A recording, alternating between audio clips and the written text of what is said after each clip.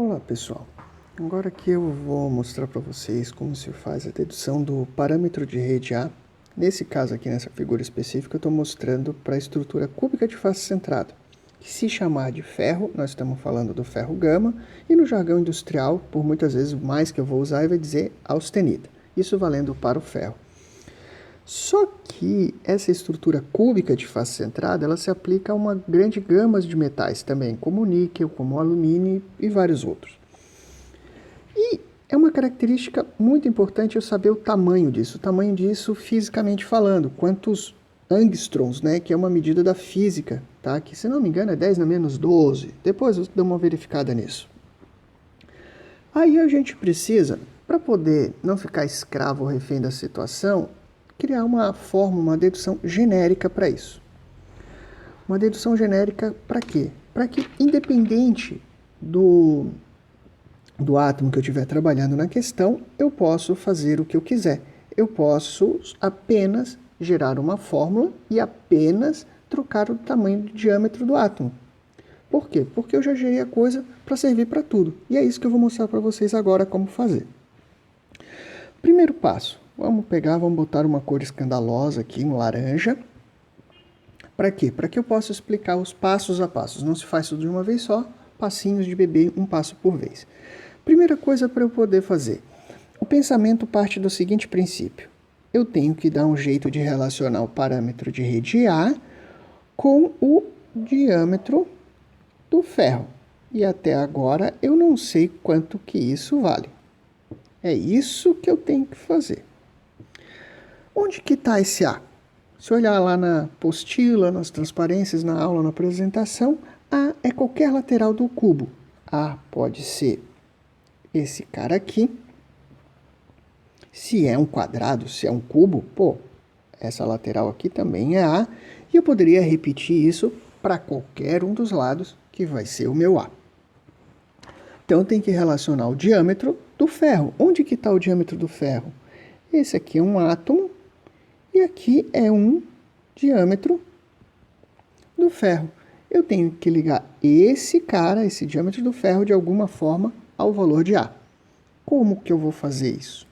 Primeiro passo, primeira coisa que eu tenho que buscar. Um ponto em que os átomos se tocam para eu poder relacionar a coisa. Se eu olhar bem aqui no meio, partindo desse ponto, terminando no ponto inferior, partindo do ponto superior esquerdo até o inferior direito, eu consigo criar uma linha sem haver buracos. Uma linha contínua. Como eu já falei, aqui vale um diâmetro inteiro. Esse átomo aqui, ele está dividido. Por quê? Essa aqui é a célula unitária. É a menor estrutura possível. Eu vou fazer o quê? Daqui para frente eu só vou colar dos lados, só vou colar pedaços. Para quê? Para poder repetir e poder crescer o tamanho do material. Mas, na essência, quem explica é esse cara.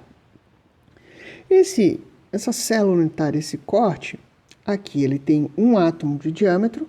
Se aqui eu cortei na metade, um meio de diâmetro. Aqui eu também cortei na metade do diâmetro do centro até a borda, um meio de diâmetro. Deste modo, eu tenho um diâmetro mais duas metades. Duas metades dá um inteiro. Um inteiro, vindo das metades, mais um do diâmetro. Moral da história, essa grande linha tem 2 diâmetros. Poxa, se olhar agora aqui, já deu para perceber que se eu olhar isso com carinho, virou um grande triângulo. Virou um grande triângulo. Se os dois lados são iguais, aqui é 45 graus e aqui também é 45 graus.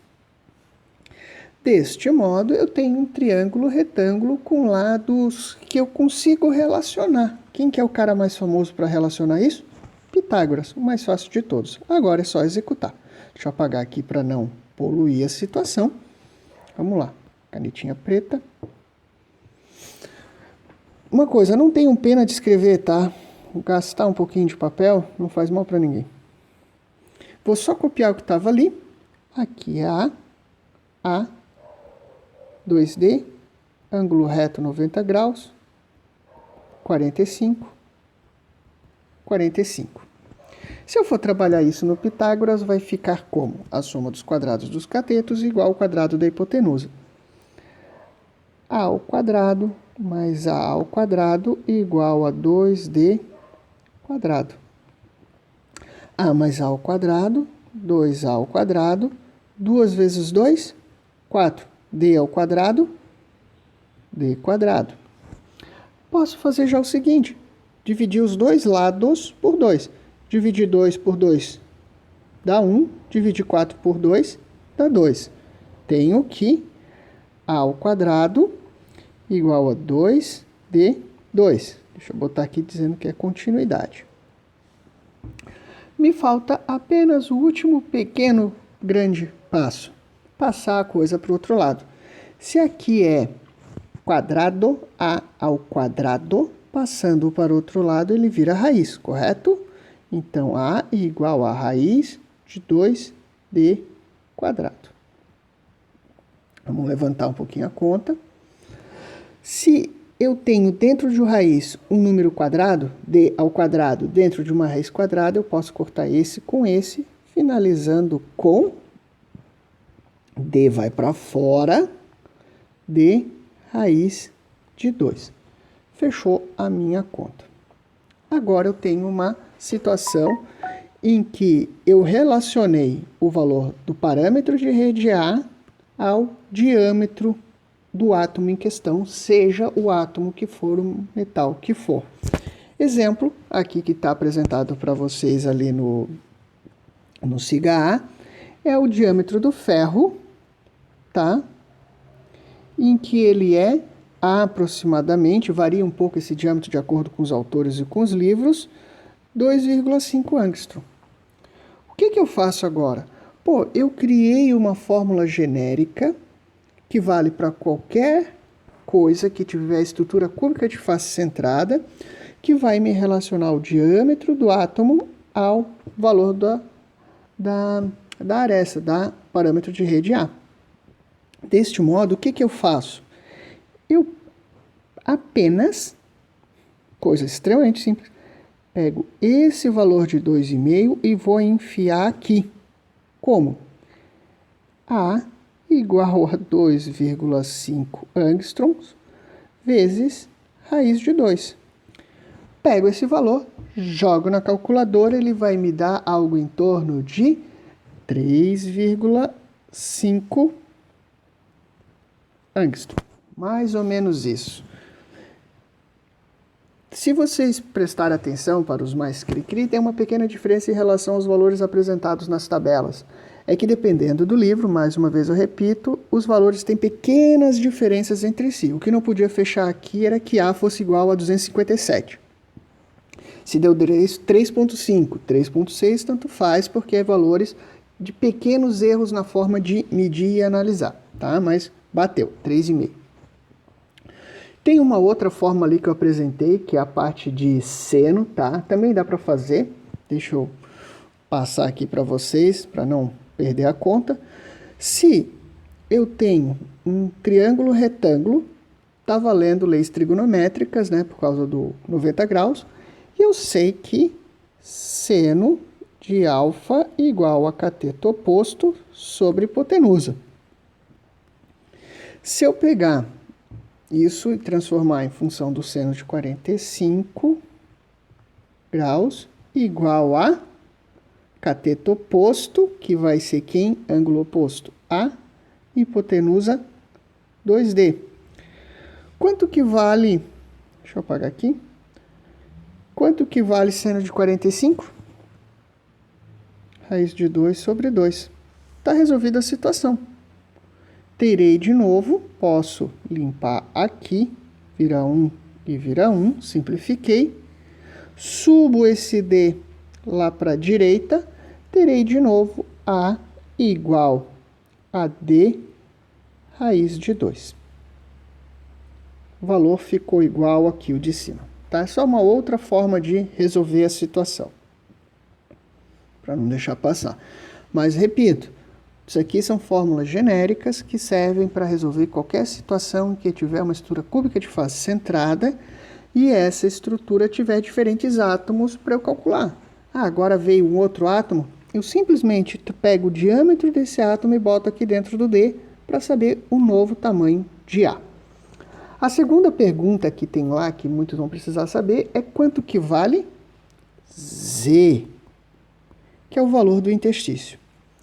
Vamos voltar lá em cima, lá na figurinha. Quem que é Z? Z, deixa eu pegar uma cor aqui. Z é o quê?